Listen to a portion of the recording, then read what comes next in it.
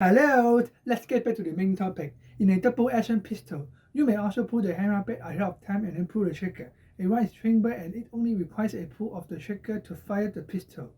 Some pistols are double action only. Some are DASA, where the trigger is pulled on the first shot and the action records the hammer or striker, making the pistol single action for the remaining shot.